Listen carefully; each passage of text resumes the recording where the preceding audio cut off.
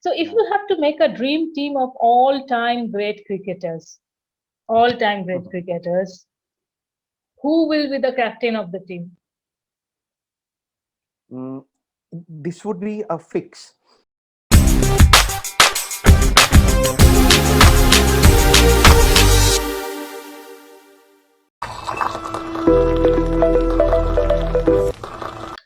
Welcome to Tech Talk with T, presented by TechBreaks, a global tech content aggregator.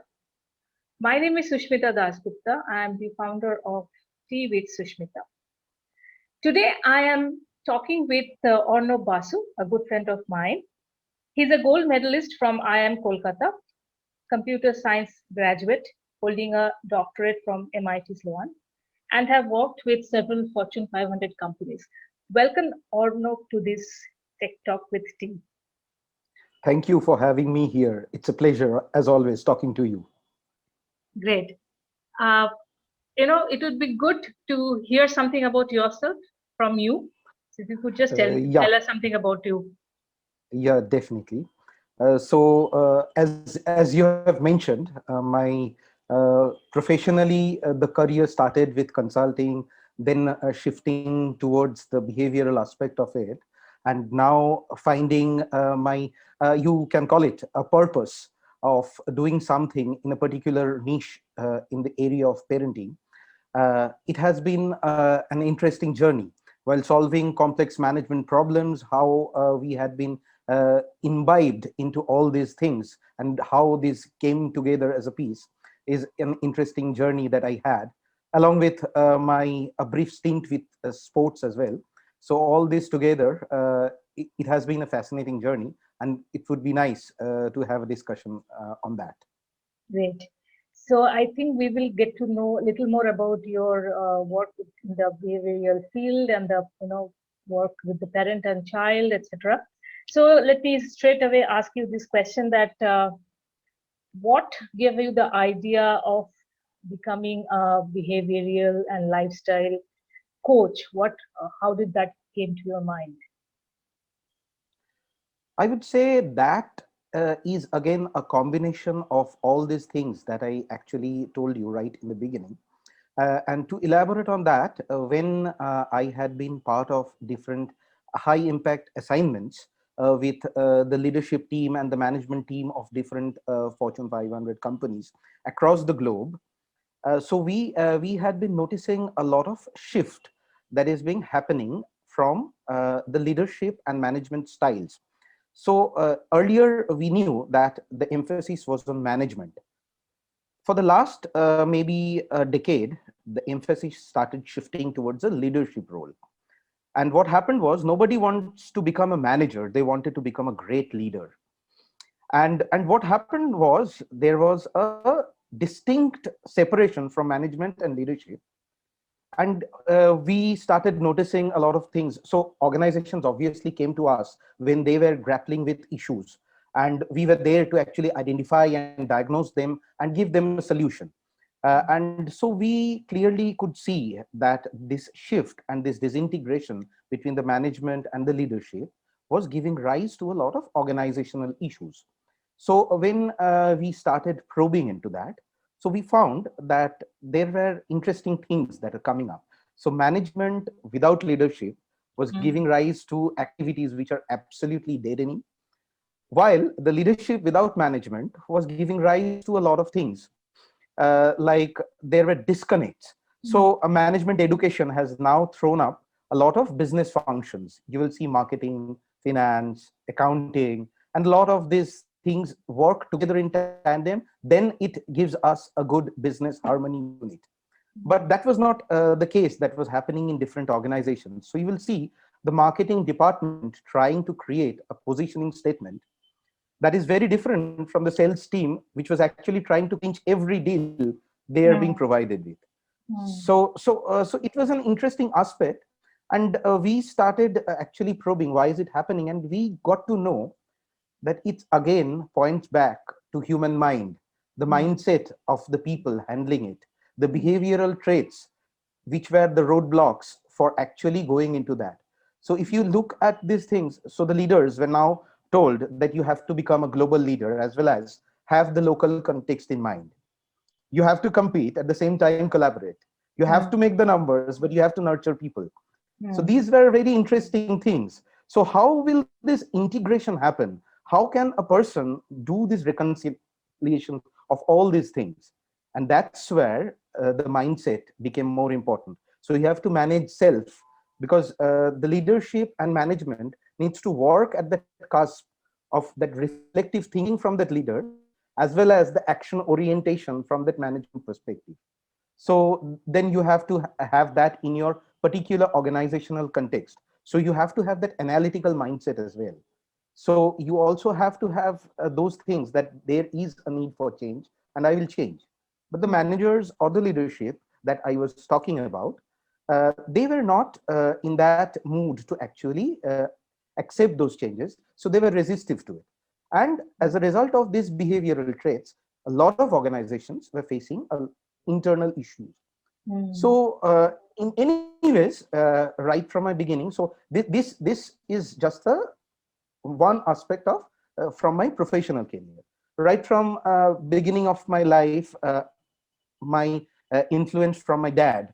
He was a very interesting human being, I would say. So he would never sermonize anything, but at the same time, he would actually pass on a lot of learning and values.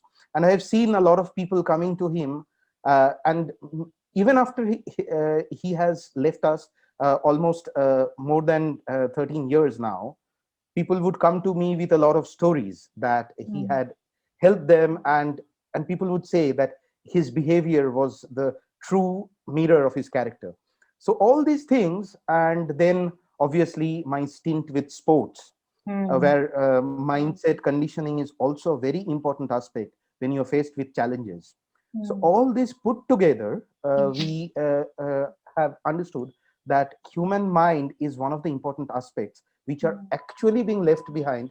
And that's why people always try to identify it as different problems in business, maybe in personal life, in different other aspects of life. But it boils down to your behavioral traits, how you handle yourself, manage yourself, and then you take it forward. So, and since I had all these things in my kitty, I was actually fascinated by that. So I slowly started shifting towards that behavioral and lifestyle, understanding the intricacies of that. Intricacies were very important, because I personally believe that if you need to actually help people, you first need to understand what is the basics of it, the fundamentals of it, which gave me a deep insight. So and more I went deep, so I was drawn into it, the fascinating aspects of it. And that's why my shift from the consulting towards this, where I can actually, now I can see myself as inducing the change, where people can actually being coached into those finer aspects of life, which can help them in this complex as well as competitive world to thrive and succeed. So I'm hearing a lot of right brain thinking here, along with left brain thinking, Correct. because the world was running on left brain. I think you are bringing the Absolutely. right brain thinking into that. I'm also hearing a lot of empathy. I think emotional intelligence or EQ that people are, talk about. So I think you are bringing that aspect which people had forgotten or did not really pay attention to it, because at the end of the day, organizations are run by human beings, and if you do not take care of their as individuals, like, I really do not like the word human resources. Humans are not resources. So Absolutely. I think that's something which is coming out from what you said, right? Yeah, So, and if you see the post-COVID era, hmm, this aspect has all the more come up, that yes, we need to put ourselves and reflect and look back and understand that human being is really not a resource, but yes, something to look back yes, within ourselves. correct, absolutely. I think you are doing fantastic work. So let me ask you about what you are doing with how do you pronounce this? Yancha positive parenting. Is that Yeah, the correct? correct, correct. Okay, Yancha, and then you have Yeah, something yeah. called Walkwater Consulting, right? Hmm. Yes. So if you Correct, could correct, tell correct. us something about what you do here, as a consultant. Correct, correct. So, yancha is a Japanese word, So Hmm. it means curious, mischievous child. So Okay. what we do is we actually, because again, if you look at these two words, mischievous and curious, that's what the child should be. Hmm. But if misdirected or misguided or may not be guided, can Hmm. give rise to a potential differential development of that Behavior. child. But Yes. at the same time, if you can actually provide them the right environment, these Hmm. are the children who will shape up the future generation, not only of a country, but the entire world, which Hmm. will actually be in the right direction, not Hmm. only from the monetary or the business aspects of it, but also from that empathetic aspect Hmm. which we are looking at. Correct.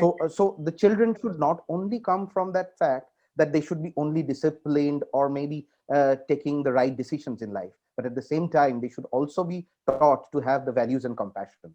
So we Hmm. try to bring in all these aspects. So as I said, that I shifted towards this behavior, and when we were being introduced into this field, me and my co-founder Saugata has written an interesting book about parenting. This book is called Unboiling the Egg. So it's his journey while doing his parenting, and Hmm. obviously understanding his concepts of parenting and leadership styles from his background of L&D functions for maybe 20 years experience. Hmm. And when we were actually discussing it from my perspective of understanding from the consulting aspect of it, he brought in those aspects from the L&D function.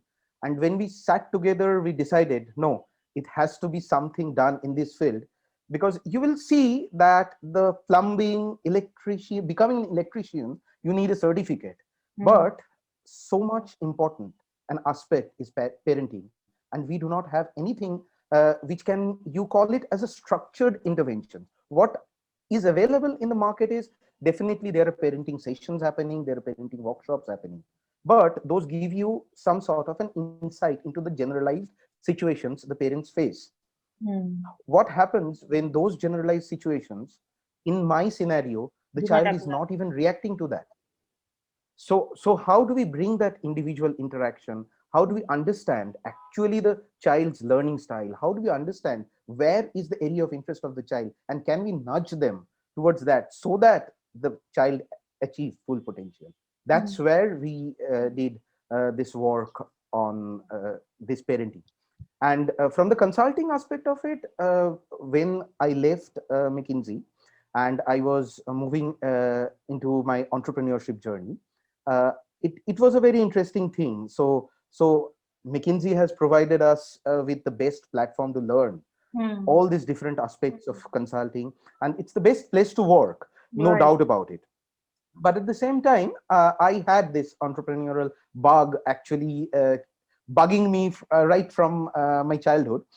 So I had some brief stints. So after my 12 exam, I started slowly moving into this space. And while doing my computer science, I had actually helped an organization to procure 25 computers at that point in time, those desktop Hmm. assembling and all. So I had those brief stints with entrepreneurship and liked that idea of doing something on my own. So I Hmm. was trying to shift. Hmm. So, and when we looked into the consulting space in India, consulting and executive education was coming more from the West. So Hmm. if you see the case studies that were being taught at the executive education in Indian context, the contextualization of it was not happening. Hmm. The consulting that was happening, the more those case studies that were discussed, those Hmm. were only the Harvard MIT case studies that were Yes. applied in a scenario Hmm. which is very different from the way Indian businesses Agree. function. Agree.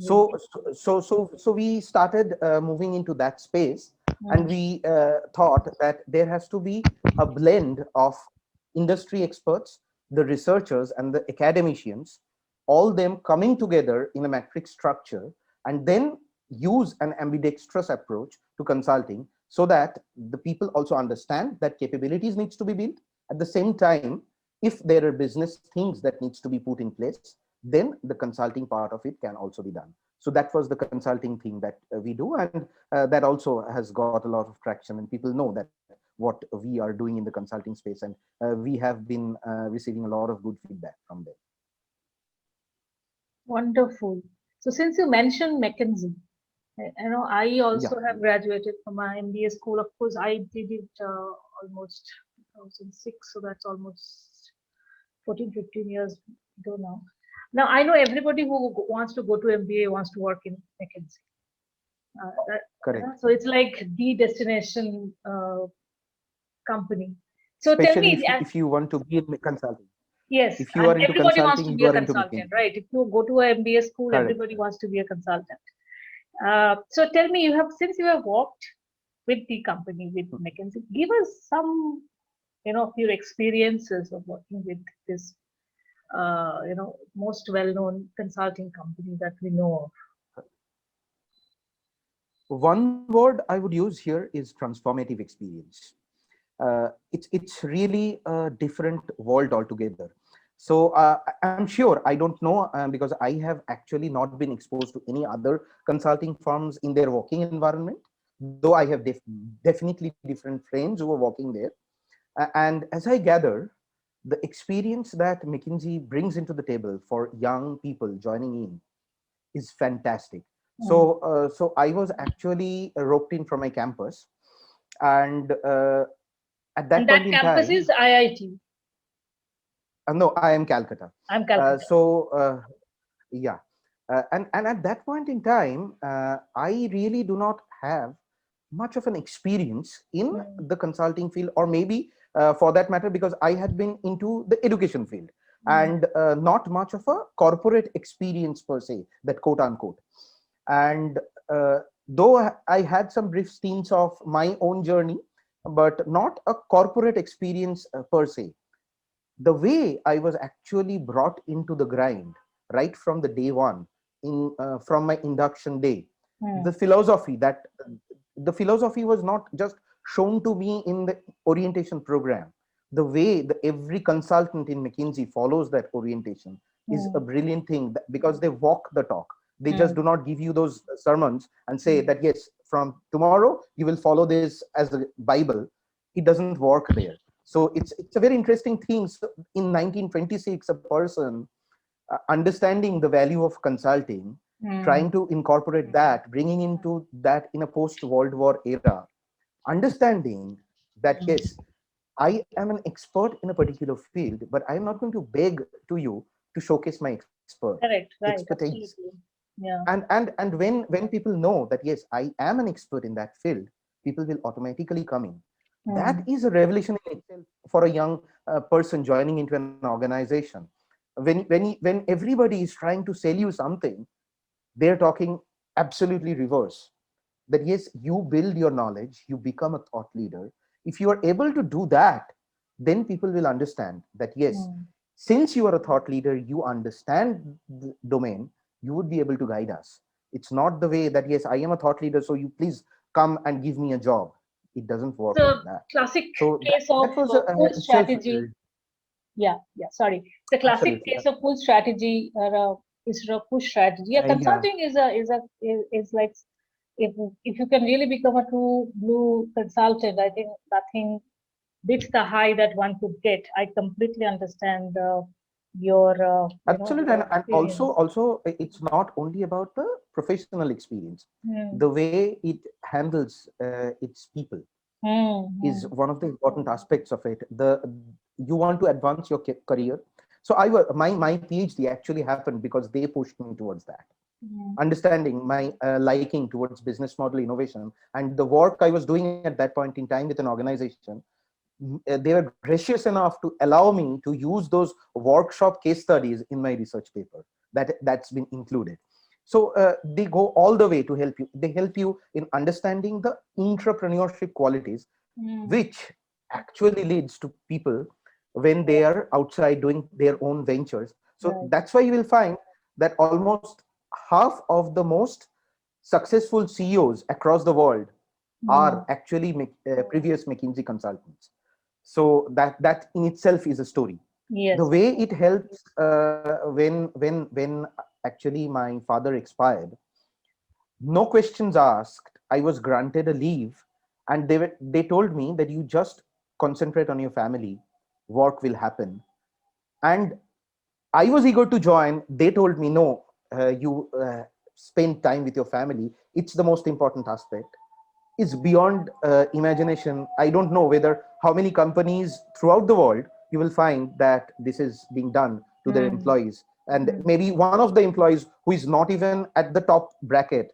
Mm. So that was a very interesting journey for me, and Mm. I moved up from being an associate consultant to be the associate principal when I left, Mm. handling maybe from 16-member team to almost a 200-member team with the outside client. Mm. It's been a fantastic journey, and I whatever I'm doing today, I owe back to my professional learnings and commitments that I have learned from McKinsey. Mm. Excellent, excellent. Now, we have been talking for a while, and I'm not seeing you sipping any tea. So you don't drink tea or no? You not drink tea? Yeah, that's a very interesting thing. So this is a very interesting aspect of my entire journey. Mm. So my dad was a connoisseur with tea. So he used to visit a lot of these tea plantations and all. He had those knack of picking up. So he would be actually he was gifted. Mm. He used to work, he was a banker, and there would be people who would come in and tell him that this is a place you should visit. So he would personally visit those places and pick up that, and he used to see. So I started sipping it right from my childhood. But somewhere down the line, after he expired, I actually stopped. And one of times when there is a meeting, people would offer me, and I would definitely have it. But I do not actually go back and experience it that yes, I have to have it. It's Mm. something like that. So Mm. it's fine. Even if I am not sipping tea or coffee, I am fully energetic, so it doesn't matter to me much. So but to me, it's a bit surprising that you haven't also sipped a lot of tea in this discussion. No, no, I have been drinking tea from the beginning. No, I cannot live without tea. See, the thing is Right, that right. I So, do not know so whether you are drinking, whether you stopped drinking because of personal reasons. no, But no, no, not at all personal reasons. I do not actually like that okay, any sort of a beverage, something like that. It's not that I like cold drinks or something like that. It's not like that. So for okay, me, drink means the plain and simple water. water. It Okay, yeah. yeah. So So if if you I go, may just tell you that tea is the second most consumed beverage after water. Okay, in the world, so I and know. you know, if you tea is the most healthy beverage. I mean, water you cannot really call it a beverage as such. So tea is the most healthy beverage. In fact, they say that if you there's a study that had happened in Harvard Medical School sometimes back, and it said that if you drink 5 cups of black tea a day, your immunity goes up. So there are different kinds of teas that are there, and you can really, you know, health is a major issue which gets taken care of if you drink the right tea in the right way. Now we in India have a problem, like we cook the tea, like people boil the tea and put a lot of milk and stuff like that. No, that is not the tea I'm talking about. Those tea kind of really destroys the goodness of the tea. So when I say the You a are tea, actually talking my dad's language, you know. You are actually echoing his thoughts. He used to actually say the same words. Yeah, awesome. go ahead, go ahead. Please go ahead. Yeah. So I think it's time that we in India learn to brew the tea and drink good tea, because in India we produce some of the best teas in the world. Like for example, I'm drinking second class Darjeeling. Yeah, So this is one of the best teas. It's called the champagne of tea also. So great, great. yeah, I it's very sad that in India people do not know about the good things that we do, and then we copy wine drinking and stuff like that from other countries where we have the best teas in the world. Anyway, so lot on Anyways, tea. so actually then what I will do is from tomorrow I would start actually taking at least one at a time and check it out. Since my wife has also stopped, since in my house, me and my mom, obviously my daughter is too small, so we do not take tea. So she had also stopped because she was my dad's partner in tea. Ah, And she has also taken a back seat. So whenever she's outside, and she also was like that. So she would pick up. So when we visited Gopaldhara Tea Estate in Darjeeling, she was actually fascinated by the first flush that you just mentioned, and she used to have those things. But unfortunately, she has also stopped a bit. So let's okay. do it. Thanks to you. Let me send you some Gopal Why Dhara not? tea then. Okay. That would be All great. That would be great. Yeah. Yeah, yeah. Actually, I work with them quite a lot. Very good tea. I think one of the best Darjeeling teas that they have. Right. Correct. Correct. So let me ask you something about the books that you have written. You have written one book, and you are in the process of Yeah. writing Yeah. another. I think a chapter in the book, if I don't correctly remember. Yeah. Yeah. Yeah. So, what is the So if motivation? you would, yeah, allow me, I will just Yes, show you yes, something. yes, Yeah. definitely. So this is the book Hmm. called Sport in Life: Hmm. Reflections and Refractions, and this is the chapter I had written. So if you can see, this is the chapter. Okay. It's called. So what I have done, the publisher has told me that as a true McKinseyite, you have acronymed sports. So that was actually my learning. The how this thought process came in was very interesting. So my mentor, Shri Raju Mukherjee, I'm not sure whether you have heard his name or not. He had been Bengal's cricket captain. He was Bengal's chief selector, and he's the only player who, without being a player who had played test for India, was selected for the international match referee.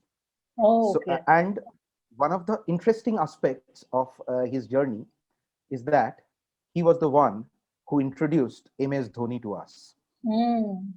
So he was the one who introduced him to this entire National Cricket Academy selections, and then the rest is history, as they say. So he and one of my seniors, Arijit also played cricket to a distinct level. So both of them were sitting down and were having a discussion that there are a lot of insights into sports from people who had actively played sports. Like the Hmm. sports persons, there would be a journey of their failures, their part of the game that they had played, and how they had achieved success. But if you see from the sports management aspect of it, individuals who love sports, who had played sports at some point in their time, did they learn something from it that can be actually applied in normal human circumstances, and can we take that learning to maybe people who are actually trying to imbibe that into their journey, into their professional careers, into their sporting careers, or different aspects of it? That would be very interesting. So Hmm. obviously they discussed it, and then they got back to us, who they felt was very interesting. Our journeys would be from sports to academics and then to professional field. So Hmm. how that learning from sports had helped us. So they had actually shortlisted 22 of us to contribute in this book.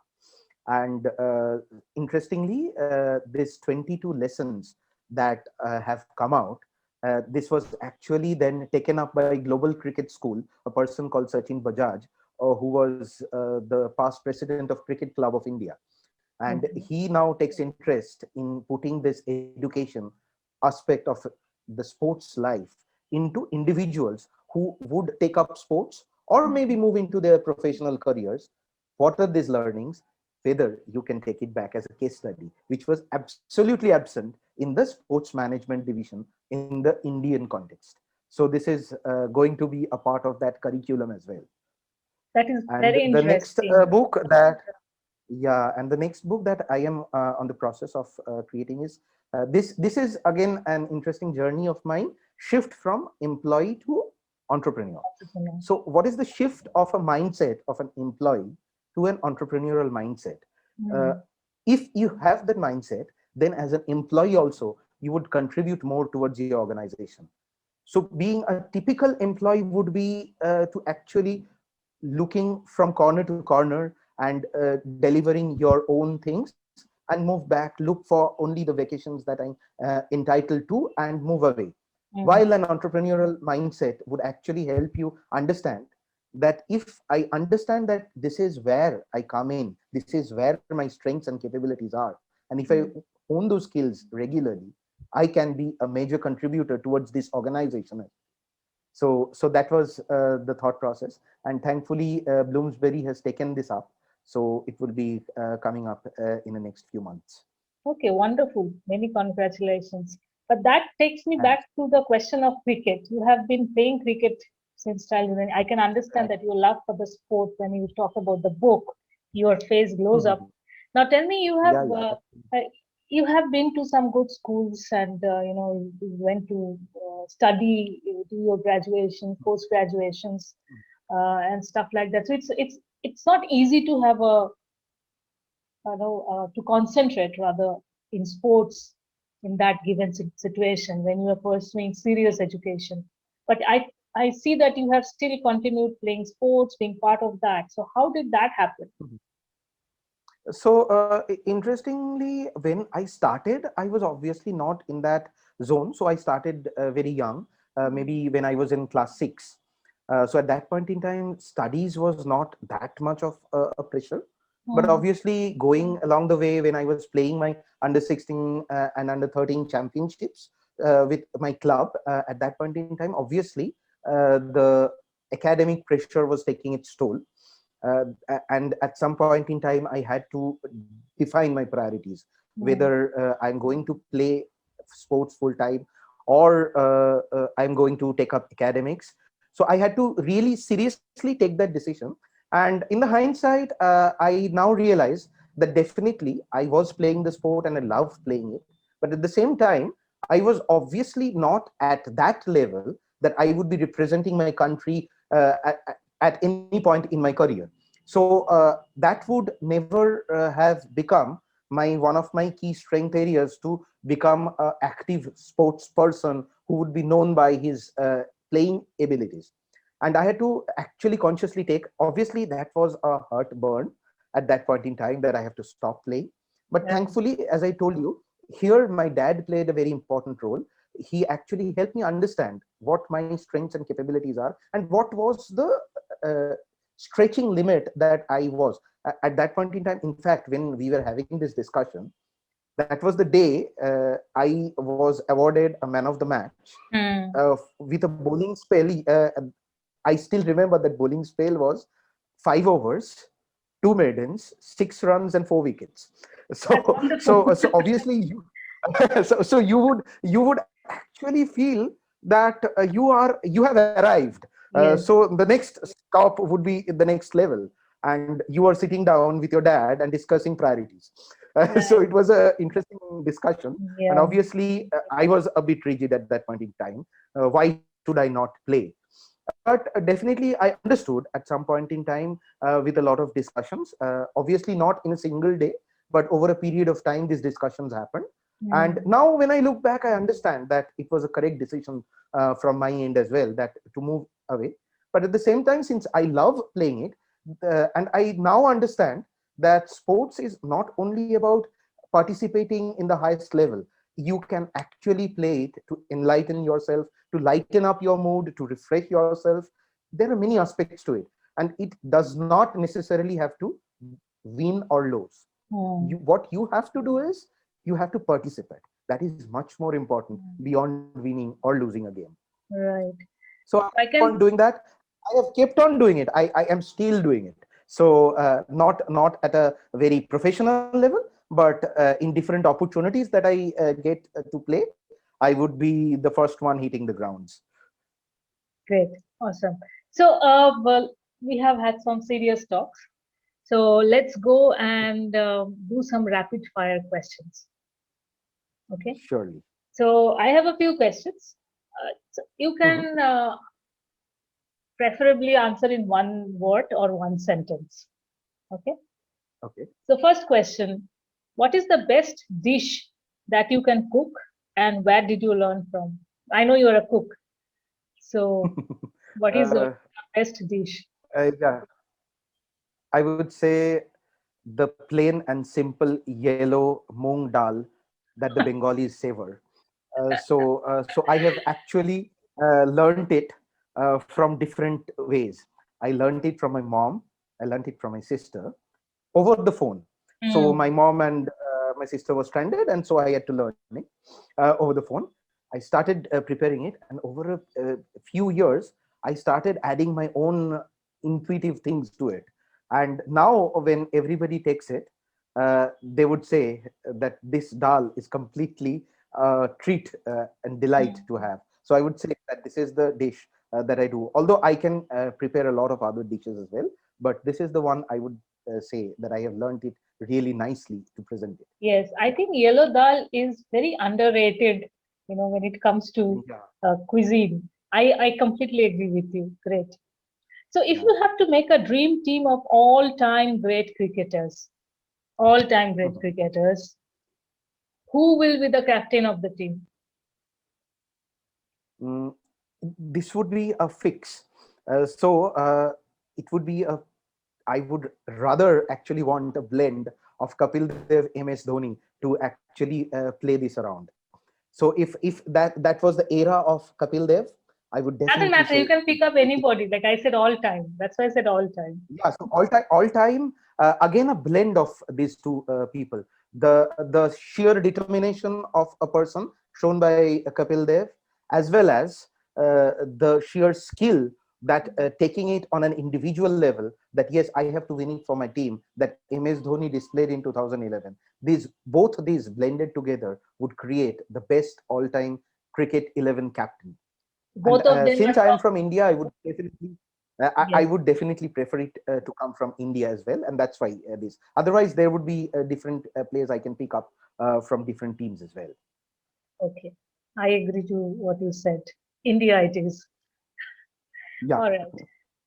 If you are given a car and unlimited fuel, which destination would you drive to? Because you like to drive.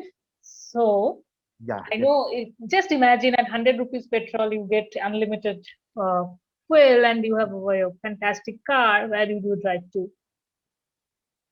I would drive to the hills. I would drive to the hills, just sit back, relax in the foothills of the Himalayas, and leave it like that. Enjoy the entire surroundings, and that would be it. Okay, wonderful. Predictive analysis is going to complete the sentence. Transform the way we look at anything today. Okay. The secret to time management is, Defining priorities. and if you have to give one advice to younger Mhm, generation who are starting career or in the middle of their career to be mhm, successful like you, what would be that one mhm. advice you would give them? I do not know whether I am too much of a success, but definitely what I am in that journey, I would say that one of the key aspects is understanding that failures are a part of life. It does not stop there. So if you actually stop taking failure as something big in your life, start to look at the learnings from it and apply it in different situations later on, you would be in your success path. The second thing is, when you learn that, the first thing you should learn is perseverance, because things does not change overnight. You have to take those learnings from your failures, keep on building on it, and at some point in time you will see that you have learned from it, and that's why you are at the success path. So you have to keep on building that. So don't fret over failures and stick to what you are doing. That's what you were saying. Absolutely. Absolutely. All right. And if you need to develop your own skills or capabilities in that journey, you should keep on brushing that up. That's a given. But at the same time, from the mindset part, you need to understand that failures are a part of that journey. Wonderful. No one is success without a failure. Yes, absolutely. Great.